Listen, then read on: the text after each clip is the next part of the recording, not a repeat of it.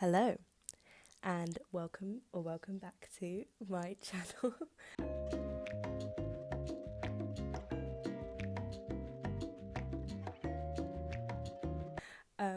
Those 165 of you may remember my old vlogging days.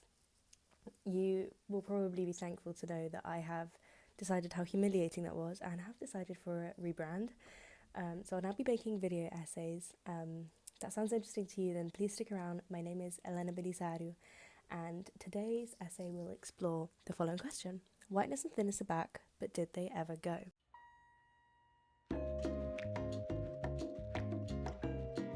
I wanted to make this video because I've been seeing it everywhere around. Thinness is back, whiteness is back, heroin chic is back. It's a return of the 90s. And I've always grown up thinking, oh my god, I'm so glad I didn't grow up in the 90s. But here we are, and we've gone back full circle. So before we actually go into the argument of this video, just to quickly define heroin chic. Heroin chic is a style popularised in the early 1990s fashion and characterised by pale skin, dark circles under the eyes, emaciated features, androgyny and stringy hair, all traits associated with abuse of heroin or other drugs. American supermodel Gia Carangi is remembered for being the originator of this trend.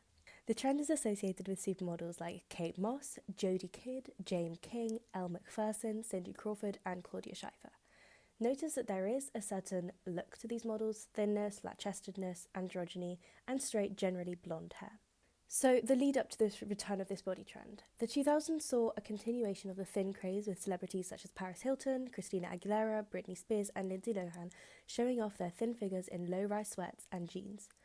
During the 90s and 2000s, it's also important to notice that many Black and Latina, although this term is complicated, I'm using it simply for simplicity's sake, celebrities had the curvy body type and made fashion choices similar to what we celebrated in the latter half of the 2010s. However, because it hadn't been popularised by white women yet, they never got the hype.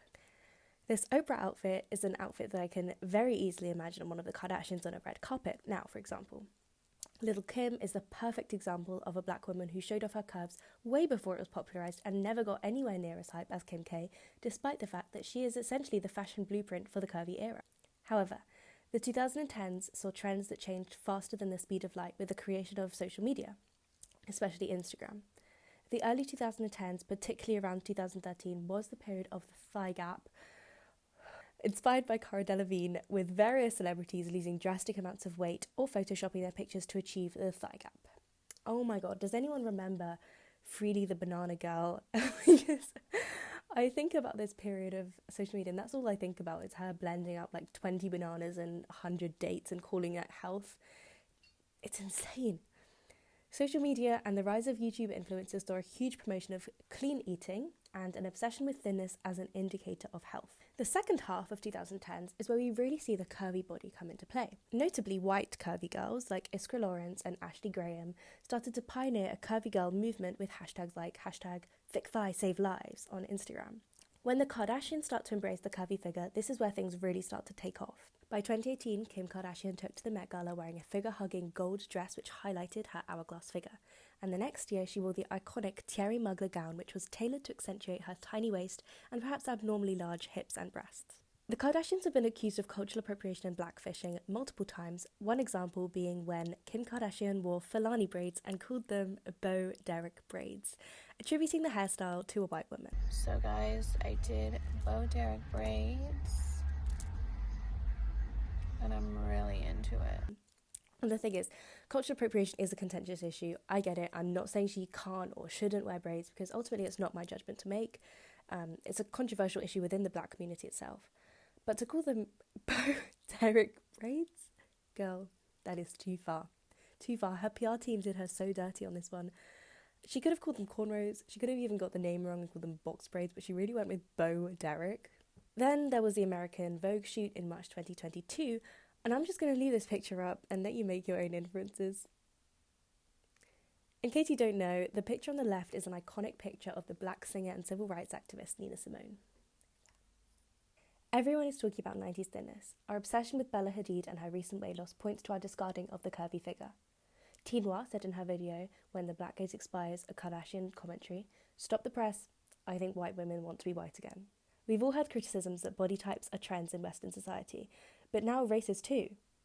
Or is it? Let's take a look through the history books to see how race and body trends have been perceived through the years.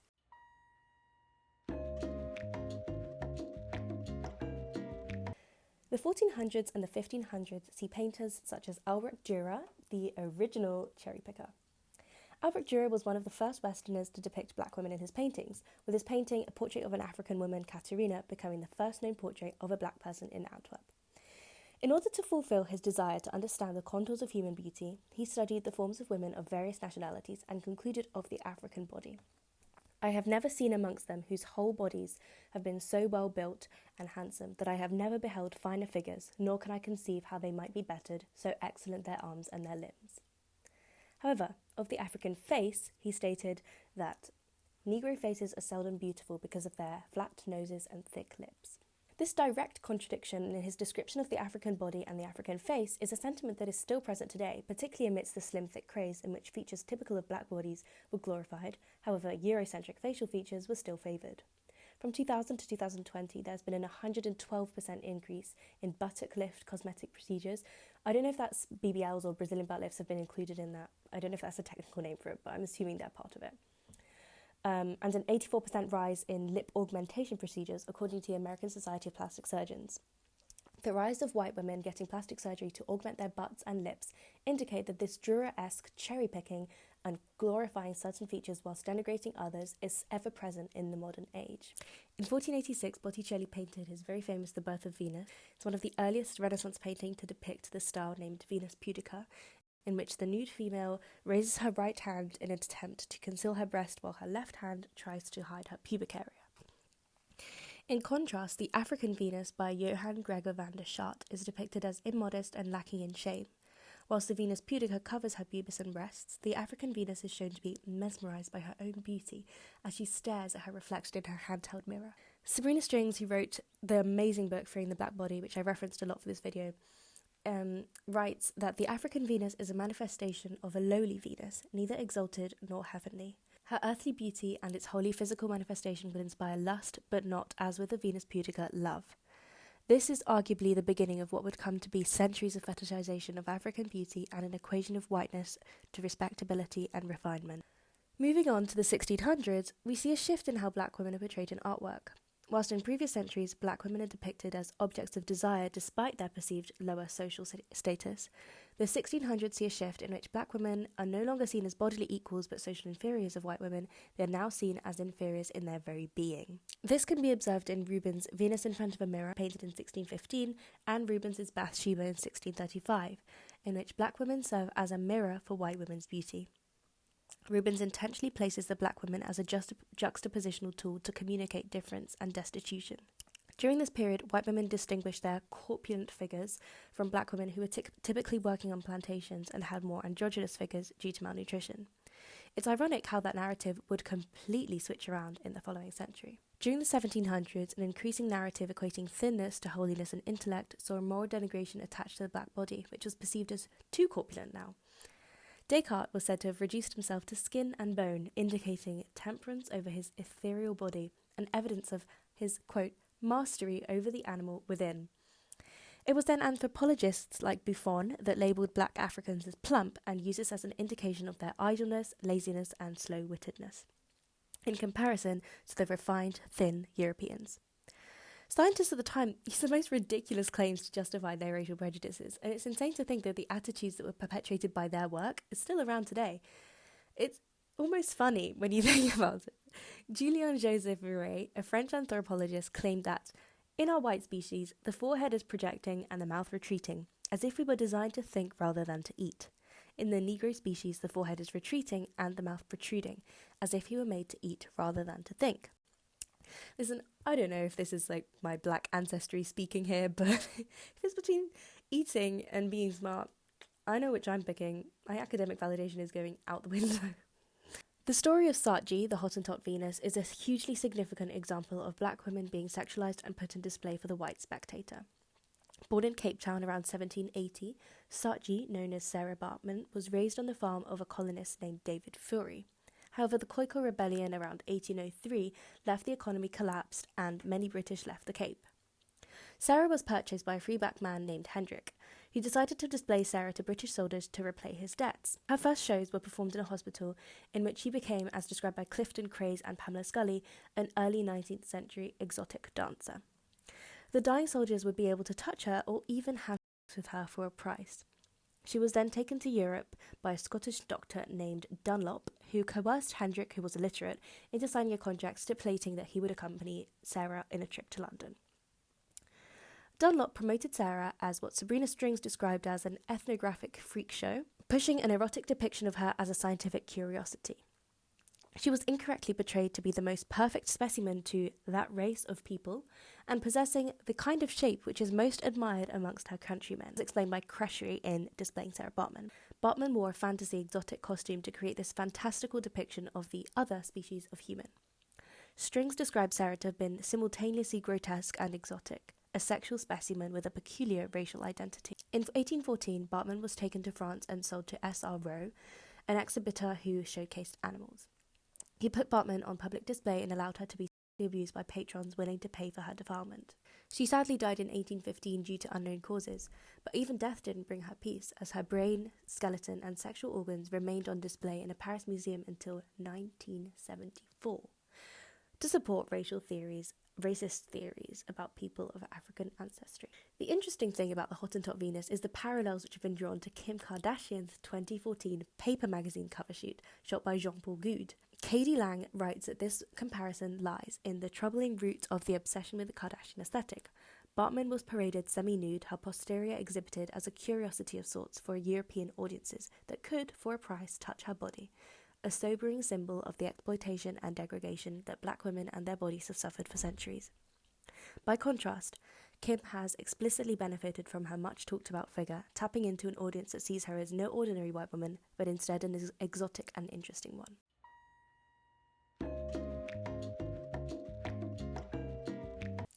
We can see a trend throughout this timeline of our obsessions with black features, for good or for bad, and a fetishization of black women's bodies that continues and is arguably worse in the current day. The crux of the issue is, have we ever appreciated black women as women and not sex symbols? Whilst in the 1400s and 1500s black women's robust bodies were appreciated, they were seen as socially inferior and objects of lust as opposed to respect and love. Whilst in the 1400s and 1500s black women's robust bodies were appreciated, they were seen as socially inferior and objects of lust rather than respect and love. In the 1700s, Europeans were fascinated by the black figure, but this obsession came from a mix of repulsion and sexual eroticism, not genuine admiration. In the 2015 to 2020 period, white women cherry-picked aspects of black bodies to imitate, whilst the Kardashians were credited with starting the trend. Black celebrities, particularly female rappers like Cardi B and Megan Thee Stallion, became popular, but were they ever truly respected as women? I must admit, I hadn't watched the What video until I started researching for this essay, and oh my god, I sat there with my mouth wide open the whole time. It's an interesting time that we live in where this kind of thing is considered empowering, and I don't want to get too into it because it is a whole other topic, but to me, it seems that the music video is rooted in exoticism and hypersexualization that we critic stereotypical representations for. An exotic, pornographic music video in which two black women, a bunch of black backup dancers, and Kylie Jenner for some reason, are depicted with snakes, leopards, tigers, hinting at queerbaiting and fetishization of lesbians as well, seems like an odd choice to me to be exalted as a feminist moment. Something about the exotic animals with the outfits which accentuate their chests and butts seems off when you consider that the video was directed by a white man. On the other hand though, because black women have had femininity stripped from them for so long, hypersexuality is not necessarily a feminist act, but rather an opportunity to gain the status of woman in a way that white women have always been afforded. At the same time, as a friend of mine put it, Cardi B and Megan Thee Stallion are not innocent lambs being led to slaughter. Although ultimately it is the industry and it's a societal problem, they are still accountable, and it's important to be aware of the stereotypes that they themselves are perpetuating. I don't know whether that played a part in the director's choice, and I don't know whether it was intended to be a criticism. I actually don't know much about Cardi B and Stallion at all, but all I know is that white men will eat this up. White men do not care what label we put on these things. They don't care how we label it feminism or empowering. They get to see nipples, they get to watch these kinds of videos without even having to log on to a website, and they get to shag girls without having to marry them to defend their honour. Simply the fact that there are racial categories on sites should tell us enough. Men, and mostly white men, see black women as a temporary disposable object to spice up their life before they settle down with a white woman. I don't by any means intend to shame Cardi B or attack Megan for their music video. As I always say, it is a systemic issue, it's not an individual issue, but I just wanted to point out the irony and label the fact that female blackness to this day is not respected. I interviewed a friend's brother recently for an essay that I was writing for uni, and he said something really interesting which I think is relevant to this issue. White Creoles in Cuba commodified aspects of African culture and heritage to showcase to the West, while neglecting the rights of Afro-Cubans within their own country. The symbols of African heritage were marketed and exploited, whilst the people were not held in higher self-esteem, as they were considered more primitive and less refined than the civilized whites. I believe that this is the exact issue I have with the sexualization of the female black body nowadays. While certain aspects such as the butt and the breasts and the lips are glorified, God forbid you have a typical West African nose or a curl type that is anything above a 3C. Jewry's legacy lives on and is strong 500 years later. I believe that Freud's Madonna whore theory can be viewed with a racial aspect to it. The Madonna whore complex is a concept first coined by Sigmund Freud. It represents the dichotomy of the Madonna, a wholly virtuous, pure and chaste woman, and the whore, a promiscuous, seductive and degraded woman. The polarization of this concept forces women to be defined either as a slut or a virgin. To men, the Madonna is the only type of woman who is worthy of respect and romantic pursuit. Whilst men are able to love women that they categorize as Madonnas, this comes along with the subsequent denigration and demonization of women who are deemed whores or sluts. Historically, and especially now, with the rise of sites, white women have been presented as the pure, virtuous Madonnas, worthy of a man's respect. The black woman has been shoved into the whore box, where she is lusted over, yet denigrated and not given the respect that she deserves.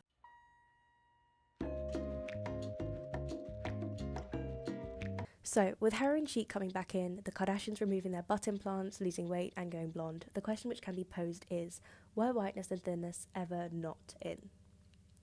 We tend to think of the 2015 to 2020 period as a more body-positive, inclusive period of time, for reasons as I described at the beginning of the video. However, a look at the it girls of this time will quickly tell us otherwise.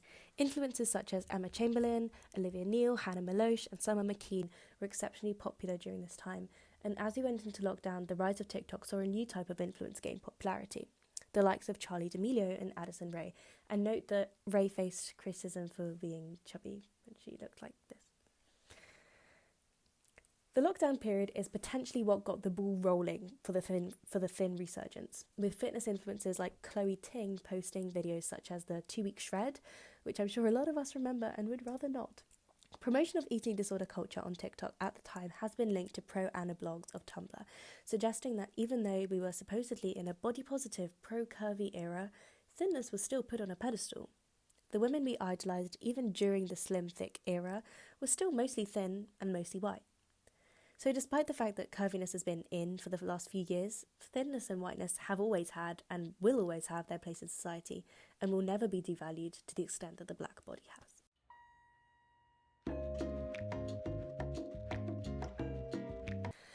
Bella Hadid is the new Kate Moss of our era. With her long, thin legs and her waifish figure, she's been recognised as the most beautiful woman in the world. And you don't need to scroll through social media for long before you see an edit of her or a video of her strutting down the catwalk.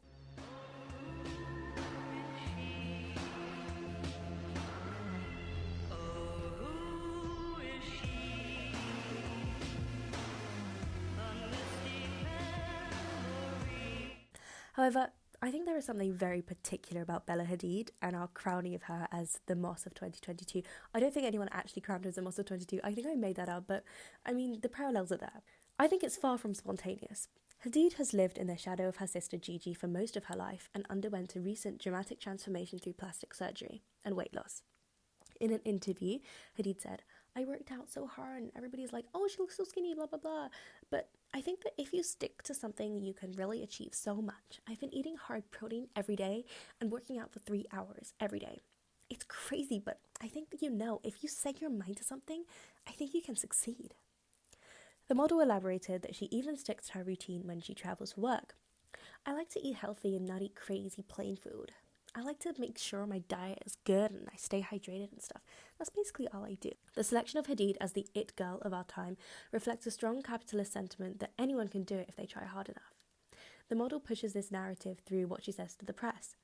Thinness is now seen as an acquired skill and an indicator of hard work. Bella serves as an inspiration to any average girl that they can make it too. What sets the 2023 thin craze apart from the 90s is the lack of transparency. Diet culture was so rampant during the heroin chic era that everyone and their mum was on a diet.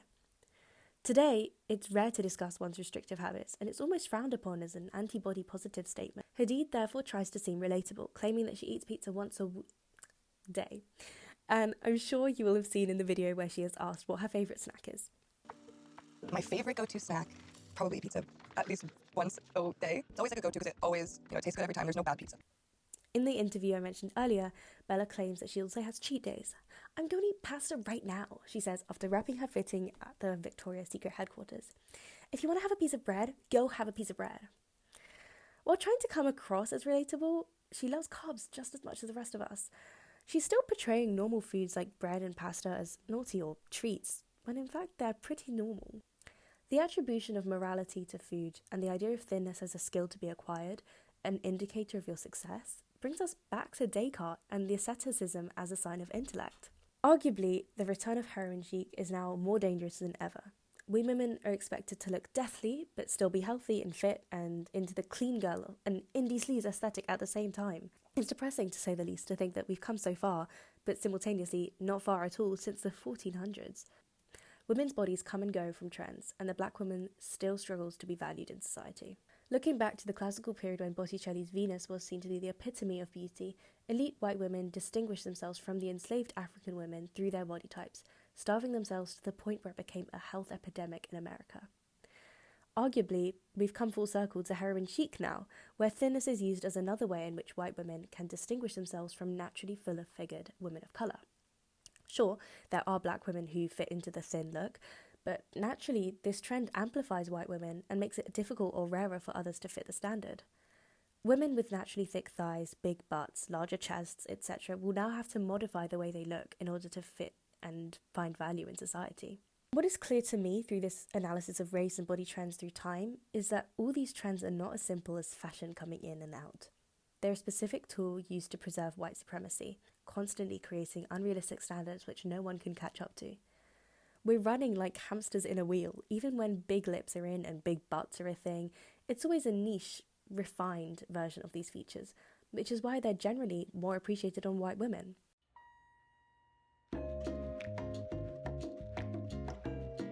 This has been a really heavy discussion, and I guess that to conclude, the only way that we can break the cycle is to educate ourselves and remove ourselves from the trends. We make up society, and if we are conscious of the history and reasoning behind trends like heroin chic, we can choose not to buy into it. Appreciating women's natural beauty and the variety of forms in which it can be presented is an act of rebellion in itself, and especially as curvier women in this new, thin, obsessed era, the simple act of not dieting and embracing your body as it is a way of actively standing up against this toxic loop. If you've made it to here, thank you so much for watching so far. I really hope you've enjoyed it, and please let me know your thoughts in the comments. I will be making more videos, but I'm not going to be posting frequently because I'm at uni, and although this video essay did take precedence over my actual uni essay this week, I can't let that happen again. But thank you so much. I really hope you've enjoyed, and I hope you have a great week.